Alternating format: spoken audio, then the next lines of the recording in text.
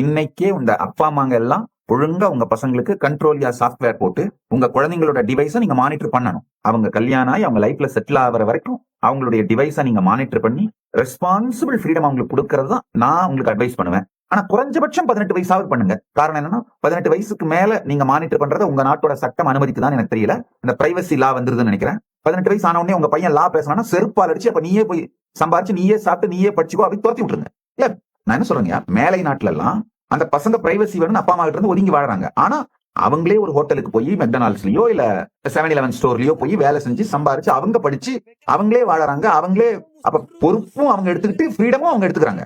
ஆனா இந்த இந்தியாவில இருக்கிற ஜென்சி தருதலைங்க ஃப்ரீடம் மட்டும் வேணும், வெஸ்டர்ன் சிவிலைசேஷன் மாதிரி பொறுப்பு அதுங்க எடுக்காது. ஆமா துட்டு கொடுமா.